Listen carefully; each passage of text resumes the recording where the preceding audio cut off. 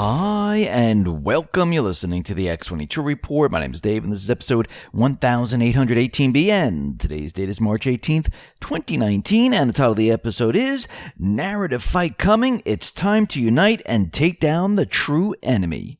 Now, before I get started, I wanted to talk about the deep state and reality. We know the deep state, they plan false flags. We also know that emergencies usually strike without warning, and it's too late to prepare. Now you're in a panic. Ask yourself a couple of questions. Could you feed yourself or your family for 2 weeks with food you have at home? If not, it's time to act and secure an emergency food supply. I use my Patriot Supply. They're available right now for a special price of only $75 when you go to preparewithx22.com. Order now and prepare yourself so there's no surprises. Preparewithx22.com. Let's get into the economic collapse, political and geopolitical news. Now, the deep state, they are doing everything they can do to control the narrative. We are coming up to a narrative fight right now.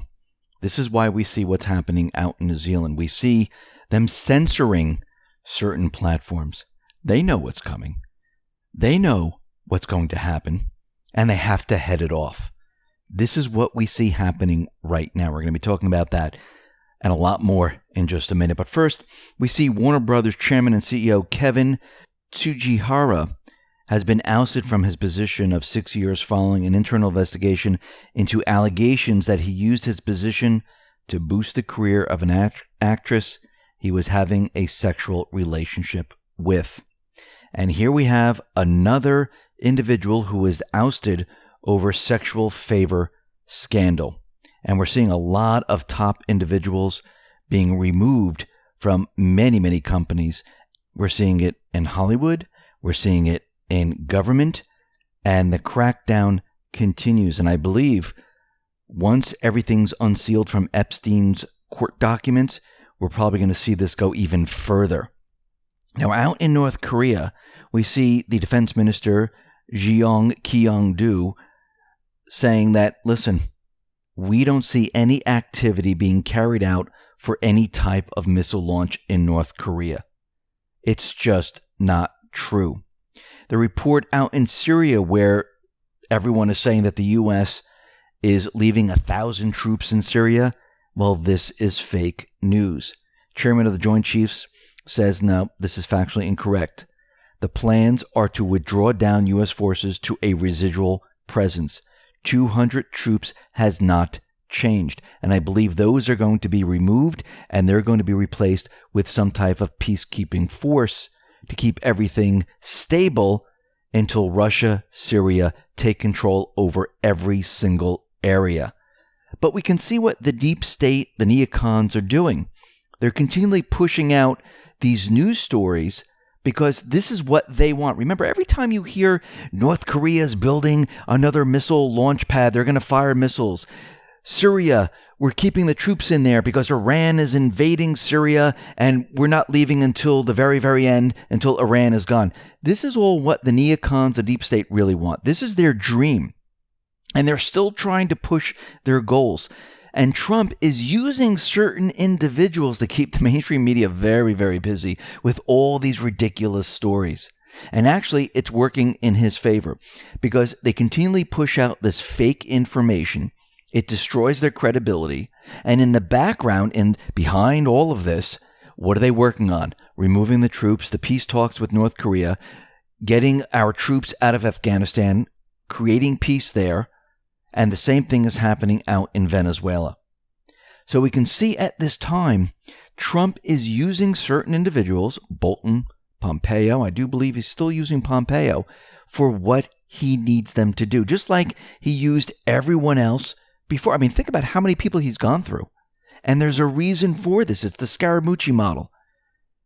Use them for what you need them for, then get rid of them. Bring in someone else. Use those people. Get rid of them, bring somebody else in. Sometimes they're on your side. Sometimes you need them just to keep the mainstream media, the deep state, the neocons very, very busy while you do all the work in the background. Let's get into some of Q's posts here. This is post 3097.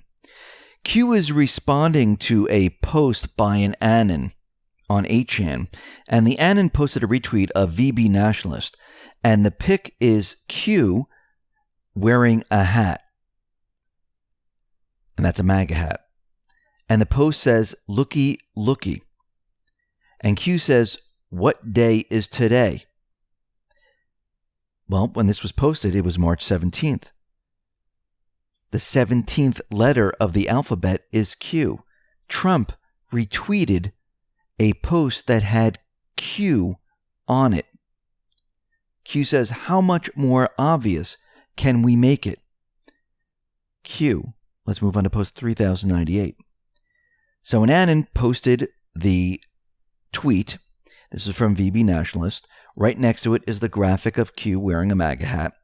In this tweet, it says, we have to fight back. They have not let up on President Trump nor his supporters since they lost. They are losers. We are winners. President Trump calls on Fox News to bring back Jeanine Pirro. Below it, it says, President Trump calls on Fox News to bring back Jeanine Pirro.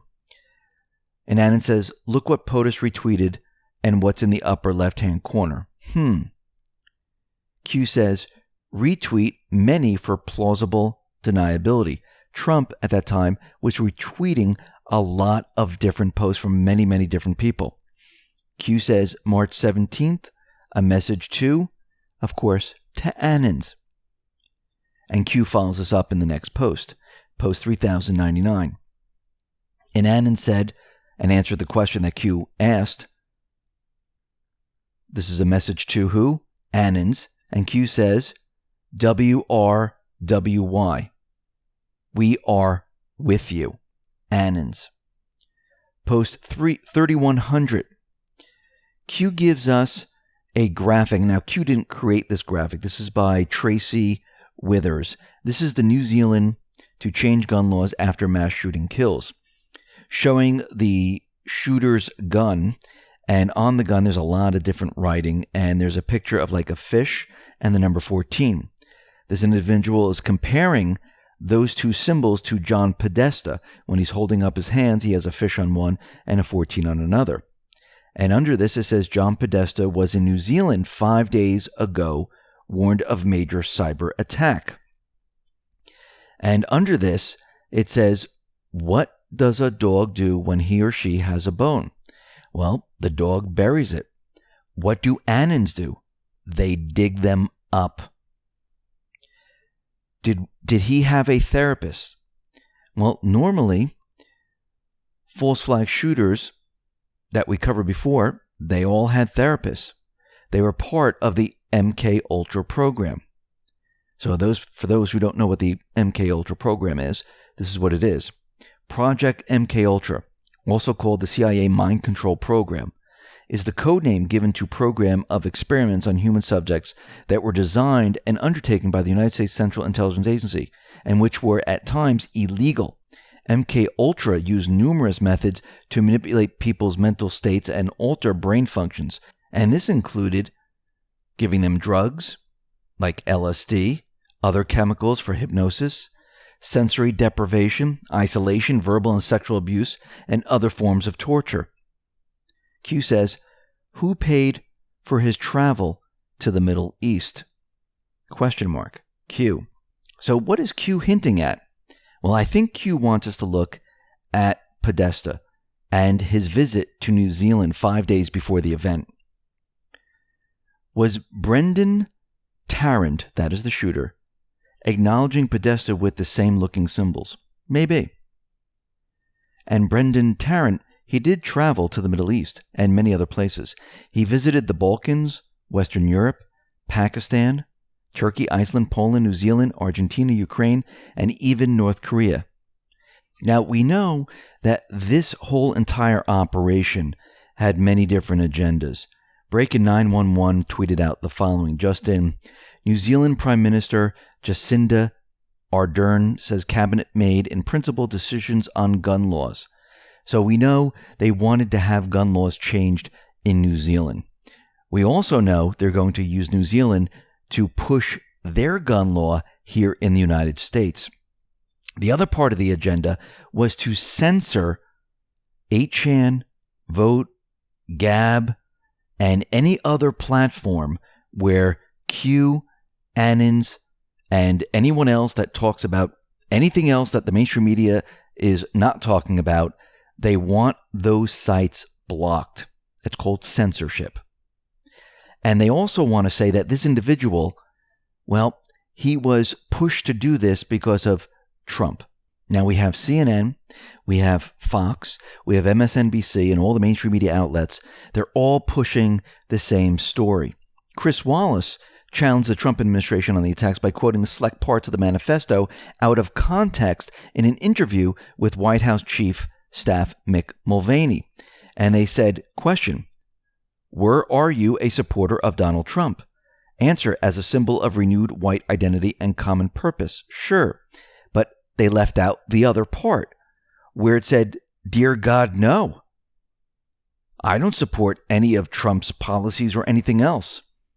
Because he heard that Trump was a white nationalist, which was created by the mainstream media, that's what this individual was agreeing to. But he's not a supporter of Trump. Trump tweeted out the following: the fake news media is working overtime to blame me for the horrible attacks in New Zealand. They will have to work very hard to prove that one. So ridiculous.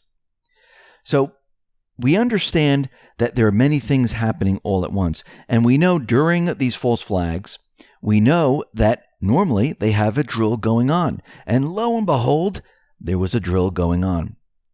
Some of the world's most deadly sharpshooters were in Christchurch when New Zealand's worst ever terror attack unfolded on Friday. Snipers from the New Zealand military, as well as professional snipers from Australia and Asian countries, had been at the Defence Force shooting range at Weston Melton, 25 kilometers west of the city. When the massacre unfolded, they sprung into action and understood to have been granted special powers to take up arms in order to protect the public. They were on a training session at Princess Margaret Hospital in Kashmir, using a disused floor of the hospital to practice room clearing and dealing with armed offenders. After hearing there was an active shooter on the loose in the city, the officers, who are both based in smaller towns out of Christchurch, took to the streets to stop him. So we had a drill going on at the same exact time. Now, the other thing, this is coming out of disobedient media, they're looking at what was happening out in Spain at the North Korean embassy. And they're saying that CIA operation, well, that building almost has a very similar footprint as the Christchurch. And they were using the same exact methods in that location, maybe to practice what was going to happen out in Christchurch. Let's move on to post 3001. So Q gave us a link to burn notice. And this is what it says. And I'm going to read it to you because he numbered it, and there's many different parts to it. Thread, Podesta touring Australia and New Zealand. John Podesta had just completed an Australian speaking tour on March 7, 2019. There has been very little media coverage on this. He is now offering huge support for the current New Zealand Prime Minister, while also warning of likely future cyber attacks. He called New Zealand a big, juicy target. And that's interesting in itself. So let me continue. Number 3. Being so far away from the U.S., Skippy, which is Podesta, mustered up the courage to rip apart Trump's reputation to his New Zealand audience. Very special, Skippy. This is a good example of a treasonous spirit. Darkness will be exposed by its disregard for authority and due process. And this is what Podesta said. Well, he gave his views on the United States and Trump, saying he is completely unfit and unqualified to be a president of the United States. He said, there is a huge amount of division within politics, and Trump was an example of that. You see it with the building of the wall. It's largely a politics of fear and politics of racism, and add to that his misogyny, and it's a toxic mix. Let's move on to number 4. He referenced Five Eyes. Is also extremely interesting given the pending FISA declassification. He rounded out the tour reminding us of the danger of social media as being fake news. Number 5. He also gave the world another reminder about the total nonsense of the common ping pong story. And this is what he said. New Zealand is a member of the Five Eyes spy network, a powerful intelligence club made up of the US, UK, Canada, Australia. He says we're a juicier target and should guard against hacked information being weaponized as fake news. What's new is this weaponization, the use of social media to spread discord, lies, dissatisfaction. That's, I think, what you've got to look at for, he says. Mr. Podesta played a starring role in one of the greatest conspiracy theories of the election. His hacked emails included an exchange about a Washington, D.C. pizza joint called Comet Ping Pong. The rumors were that Hillary Clinton and I were running a child porn ring, which had no basis in anything. But a guy showed up with a gun and ended up shooting up a pizza parlor, he says. This is a cautionary tale from someone who understands too well the influence and damage hacking fake news can do. New Zealand is not exempt. NewsHub understands it's something the Prime Minister is seriously concerned about. Mr. Podesta is in New Zealand for a global progressives event. NewsHub. Number 6. Days after calling New Zealand a big juicy target, we have a terror attack. It could all be nothing, but something smells really, really off here. Number 7. Q also got involved, warning of large attacks in coming days, post 3077. And Annan asked about this New Zealand attack, and Q responded with a chilling response. It was not big enough to take over the headlines. Post 3078. That's what it said. Number 8. It says, and it starts. This is from Sean King. Breaking, the New Zealand mosque shooter says in his manifesto that he admires Donald Trump because Trump is a symbol of renewed white identity and common purpose.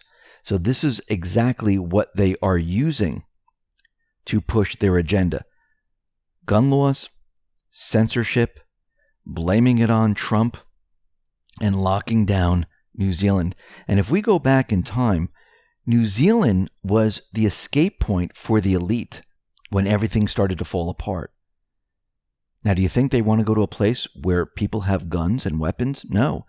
What's the first thing you got to do? You got to remove them. This might be part of the agenda. Let's move on to post 3002. Q gives us a YouTube link.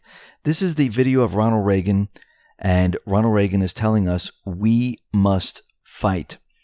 Post 3103 gives us that same retweet from Donald Trump. This is Q with wearing the MAGA hat with Janine Pirro and Trump. And it says, we have to fight back.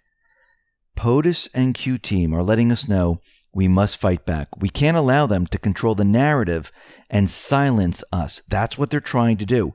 They're trying to silence those people that are trying to speak the truth. They don't want people to see the truth. So what do you do to hide it? You block everything. Post 3104. Q gives us a Twitter link to real Donald Trump. And I'm going to read the entire tweet. They only gave us a little section here, but I'm going to read the whole thing so you can understand the context of it. Bring back at Judge Janine Pirro. The radical left Democrats, working closely with their beloved partner, the fake news media, is using every trick in the book to silence a majority of our country. They have all out campaigns against at Fox News hosts who are doing too well. Fox, keep fighting. Must stay strong and fight back with vigor. Stop working so hard on being politically correct, which will only bring you down, and continue to fight for our country. The losers all want what you have. Don't give it to them. Be strong and prosper. Be weak and die. Stay true. To the people that got you there, keep fighting for Tucker and fight hard for at Janine or Judge Janine. Your competitors are jealous. They all want what you've got. Number 1, don't hand it to them on a silver platter. They can't beat you. You can only beat yourselves. Post 3105. Q gives us the American flag and says, Patriot, a person who loves, supports, and defends his or her country and its interests with devotion. A person who regards himself or herself as a defender, especially of individual rights, against presumed interference by the federal government. Traitor, a person who betrays another, a cause, or any trust. A person who commits treason by betraying his or her country. Let's move on to post 3106. Gives us a picture of a tree Half of it has leaves and the other half has no leaves, and it looks dark. There's no grass. There's nothing. This image was modified from the original. The tree image was cropped. The original image is from the good and evil wallpapers. And the side that has the leaves and the grass and everything looks nice, that is an angel. On the other side is like a demon type of creature. So what does this represent? Good and evil, dark, light. Let's move on to post 3107. This is the American flag. And the file name is 1775. Let's go back to post 2436, because what happened in 1775? Well, this is the Battle of Lexington and Concord. Let's read part of the post here. The entire world is watching. Patriots from around the world are praying for America. We are all bound by a feeling deep inside, a feeling that cannot be publicly expressed for our fear of ridicule, a feeling that challenges the mainstream narrative against that which we are told to accept and dare not question. Put simply, that people are being abused by those in power and time is running out. Remember the battles of Lexington and Concord? Give me liberty or give me death. For far too long we have been silent and allowed our bands of strength that we once formed to defend freedom and liberty to deteriorate. We became divided. We became weak. We elected traitors to govern us. We allowed evil to prey on us. Those who claimed to represent us gave us false hope, made false promises. The evil and corruption only grew. Now, it's time to point to the real enemy. It's time for the country to unite. Post 3108 gave us a tweet by Trump, "Make America Great Again." And under this was a comment from QAnon. And it says, "Be proud, patriots. Today, like in 2016, you are in the one united voice rising up to defend this great nation. Today, like in 2016, you are in one united voice protecting the freedom in which you so many have died to provide." And it's a picture of that flag. And what's very interesting is that the picture, the file name is "Hello, Jack." And under it, it says, @Jack, who has the real control? Can you remove the top comments? And Q is talking to Jack. So who has the control? Well, the Patriots. Why do I say this? Last night, Q wanted to show that the Patriots are in control of Twitter and to show how @Jack replaced the post with shills. Annan started to post on the Trump feed following the retweet of Q-related tweet. As the Annans were tweeting, @Jack replaced the shill Ryan Hill with that top picture of the flag by QAnon. And as you continue to refresh Twitter, Q and team kept putting that back on top. And every time they did this, they hit refresh, and that comment would move down, and the shills would take its place. Q did this on purpose. Q set up Jack Dorsey of Twitter to show that once there's a post by Annans and Trump followers, they're quickly replaced with shills, and they come running. So there is some type of algorithm that detects who's commenting, and they always try to keep the shills on top. But it looks like Q and team, they were able to finagle the algorithm and continually move the flag back up, and they and Jack Dorsey and team kept moving the shills back up to show this is how it really is, that they are trying to push down all other comments and leave the shills on top. And this is why Q is saying, who has control? The Patriots. They were able to manipulate it so the flag would stay on top each time, and they kind of set up Jack Dorsey. Now, Don Jr. wrote an opinion piece on big tech's censorship. And let me read parts of this to you. He wrote, "As big tech censorship of conservatives becomes even ever more flagrant and overt, the old arguments about protecting the sanctity of the modern public square are now invalid.